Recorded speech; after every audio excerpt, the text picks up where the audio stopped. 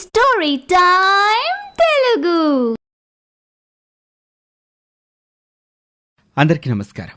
ఈరోజు మనం తెలుసుకోబోతున్న స్టోరీ ఆడపిల్ల 3వ భాగం. ఏం టీచర్ అర్జెంటుగా రమ్మని పిలిచారు? నువ్వు ఎంసెట్కి ప్రిపేర్ అవ్వడానికి కావలసిన బుక్స్ తెప్పించాను, ఇవిగో. అలాగే నీ కోచింగ్కి కావలసిన ఫీజు ఇది అని కొంత డబ్బు కూడా తన చేతిలో పెట్టబోతుంది భారతి. వద్దు టీచర్, నేను కోచింగ్కి వెళ్ళను. ఎందుకు? సొంతంగానే చదువుకొని ర్యాంక్ తెచ్చుకుంటాను. కోచింగ్ చాలా ఇంపార్టెంట్ ఝాన్సీ. దానివల్ల నీకు తెలియని చాలా విషయాలు తెలుస్తాయి. ఒక 2-3 గంటలు ఎక్కువ కేటాయించి చదివితే సొంతంగా కూడా తెలుసుకోవచ్చు కదా టీచర్. లేదు ఝాన్సీ, కోచింగ్ అంటే ఒక సబ్జెక్ట్ నాలెడ్జ్ మాత్రమే కాదు. ఎగ్జామ్స్కి సంబంధించి నీకు తెలియని చాలా అంశాల పట్ల అవగాహన కల్పించడం. అర్థం కాలేదు టీచర్. ట్రైనింగ్ లేని వ్యక్తి తాను ఎంచుకున్న సబ్జెక్ట్ పట్ల జనరల్ నాలెడ్జ్ మాత్రమే కలిగి ఉంటాడు. కానీ ట్రైనింగ్ ఉన్న వ్యక్తి స్పెసిఫిక్ నాలెడ్జ్ కలిగి ఉంటాడు. రెండింటికి మధ్య చాలా వ్యత్యాసం ఉంటుంది. ఓహ్, అలాగా? ఏ విద్య అయినా, ఏ పని అయినా ట్రైనింగ్ లేకపోతే పరిపూర్ణత సాధించలేదు ఝాన్సీ. అర్థమైంది టీచర్. కానీ మీరు నా కోసం ఇప్పటికే చాలా చేస్తున్నారు. మళ్ళీ అదనపు ఖర్చు ఎందుకని? డబ్బుల గురించి ఆలోచించుకో, ర్యాంక్ గురించి మాత్రమే ఆలోచించు. అయినా ఇది నా డబ్బు కాదులే, నీ డబ్బే. నా డబ్బా? అవును, నీకు స్కాలర్షిప్ అప్లై చేశాను, శాంక్షన్ అయింది. అదే ఈ డబ్బు. మీకు థ్యాంక్స్ అనే మాట తప్ప ఇంకేమీ ఇవ్వలేను టీచర్. అనుకున్నది సాధించు, అదే నాకు నువ్విచ్చే పెద్ద గిఫ్ట్. తప్పకుండా టీచర్. పట్నంలో ఉన్న హరి దగ్గరికి ఊరి నుండి బ్రహ్మయ్య, సుగుణలు ఇద్దరూ వస్తారు. చెల్లి గురించి ఏమైనా తెలిసిందా? నేను కూడా ఇక్కడ వెతుకుతున్నాను. దాని మాట ఎత్తకురా. తల్లిదండ్రుల్ని కాదనుకొని ఇంటి పరువు తీసిన దాని గురించి మాట్లాడకు. అవన్నీ వదిలేసి నీ చదువు మీద దృష్టి పెట్టుకుంటే మంచిది.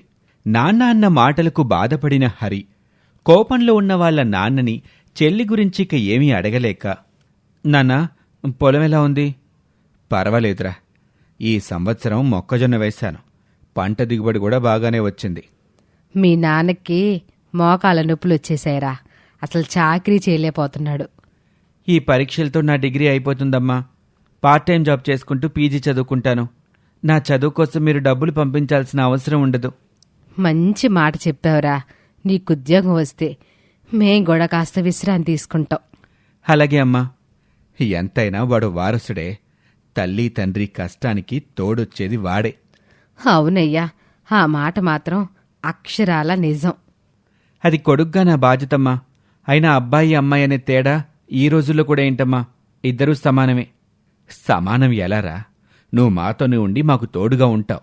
ఆడపిల్ల పెళ్లి చేసుకుని వెళ్ళిపోతుంది. ఇందులో ప్రత్యేకంగా అబ్బాయి గొప్పతనమేముంది నాన్నా? మొదట్నుంచి మన ఆచారం అలా ఉంది.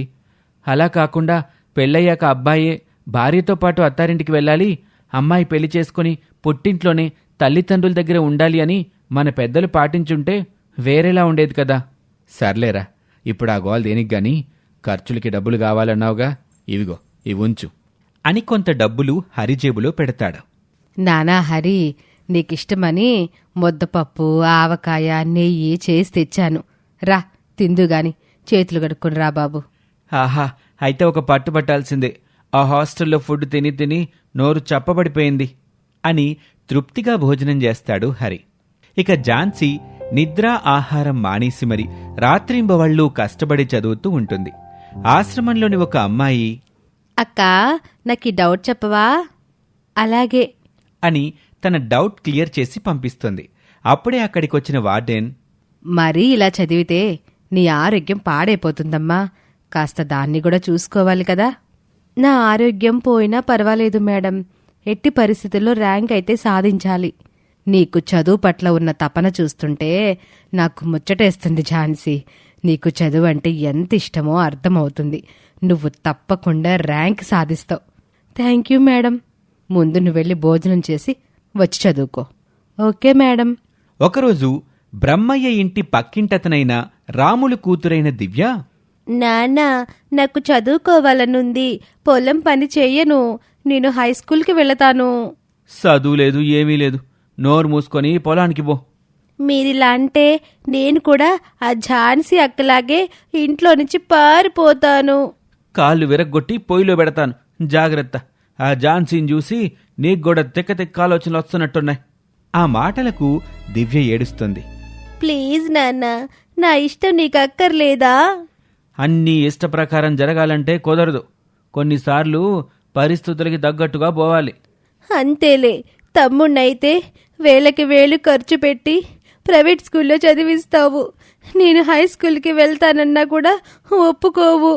ఆడు ఈ ఇంటి వారసుడు. ఆడికి నీకు పోటీ ఏంటి? పనికి బద. దివ్య ఏడుస్తూ పొలం వెళ్ళిపోతుంది. ఒకరోజు భారతి ఝాన్సీ కోచింగ్ తీసుకుంటున్న కోచింగ్ సెంటర్కి వెళ్తుంది. Hi teacher. Hi Jhansi, class అయిపోయిందా? ఇప్పుడే అయిపోయింది మేడం. సరే పద, అలా క్యాంటీన్కి వెళ్ళి మాట్లాడుకుందాం అని ఇద్దరూ క్యాంటీన్కి వస్తారు.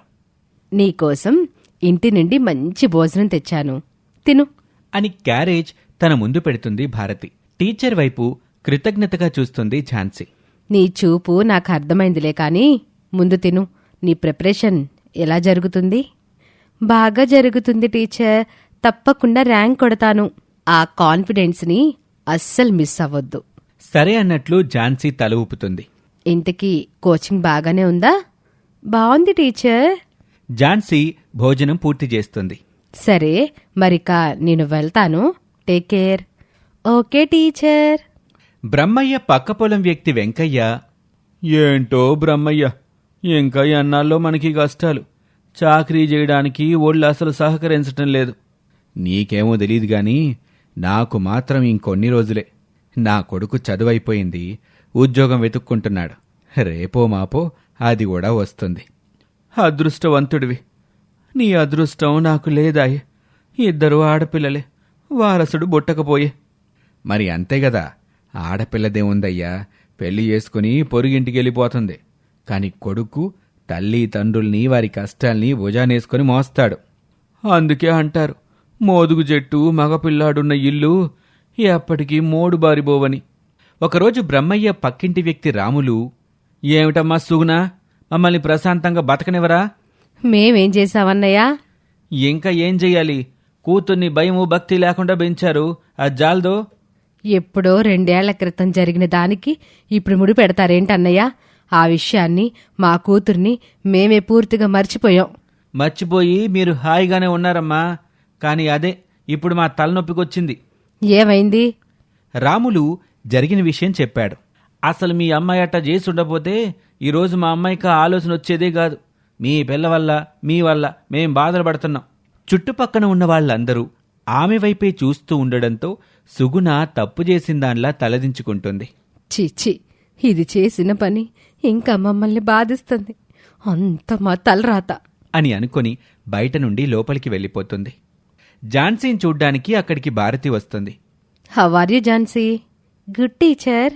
నమస్కారం వార్డెన్ గారు. నమస్కారం అండి. ఝాన్సీ వల్ల మీకేమీ ఇబ్బందేం లేదు కదా?